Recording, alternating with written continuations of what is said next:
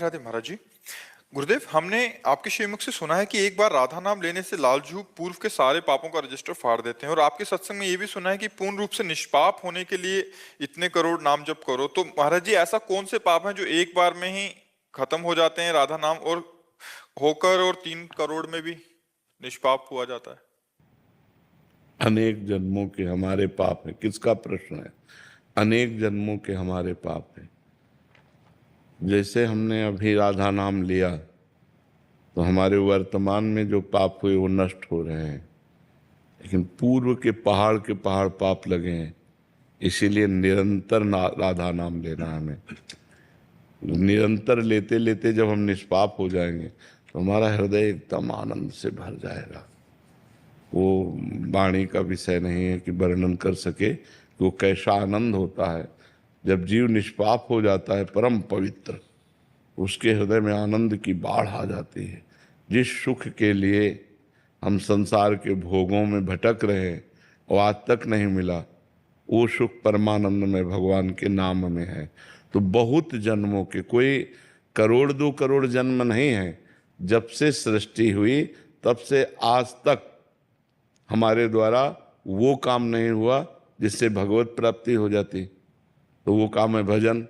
आज हम भजन शुरू कर रहे हैं, अब हमारे पूर्व पाप नष्ट होना शुरू हो रहे हैं। तो अनेक जन्मों के पाप नष्ट करने के लिए हमें निरंतर नाम जप करना चाहिए। वर्तमान में कोई पाप हो गया, राधा नाम लिया तो रजिस्टर फाड़ दिया गया कि अब लिखा नहीं जाएगा आगे, लेकिन पीछे जो जमा है, अनुल्लिख्यानंतानपि तदपराधान मधुपते, लिखा नहीं जाएगा। अनुल्लिख्या, अब नहीं लिखा जाएगा। लिखा तो नहीं जाएगा, लेकिन जो लिखा हुआ रखा है, बड़ी बड़ी रजिस्टर रखे हैं हमारे, तो उन सब में आग लग जाए। इसलिए मुझे निरंतर नाम जप करना है। अपने प्रभु की स्मृति में डूब जाना, ये निष्पाप पुरुष का लक्षण है। अभी हम नाम जप करते हैं तो हमारा मन भागकर भोगों में जाता है, ये मलिन मन का लक्षण है। तो जब भोग अच्छे ना लगें, भगवान प्रिय लगने लगे, स्वाभाविक जैसे विषयी पुरुष का मन विषय में जाता है, ऐसे हमारा मन प्रभु में जाए, तब जानो निष्पाप। तब तक निरंतर नाम जप करो, और फिर अभ्यास बन जाता है, फिर वो छोड़ नहीं सकता। नाम उसका जीवन हो जाता है। समझ पा रहे हैं आप? जी गुरुदेव, श्री जी की सेवा में कैसा प्रवेश मिले? इसी से जब हम निष्पाप हो जाते हैं तो हमारा स्वरूप है चिदानंद, और देह का स्वरूप है पांच भौतिक। जब पांच भौतिक शरीर से राग हट जाता है और चिदानंद में स्वरूप में होता है, तब चिदानंद में भगवान की सेवा में जाता है।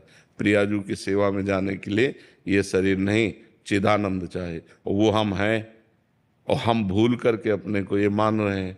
तो नाम जप के द्वारा, शास्त्र स्वाध्याय के द्वारा, सत्संग के द्वारा, ब्रह्मचर्य के द्वारा परम पवित्र होकर हम भगवान को प्राप्त होते हैं। हर्षा मनीष शाह जी, मुंबई से।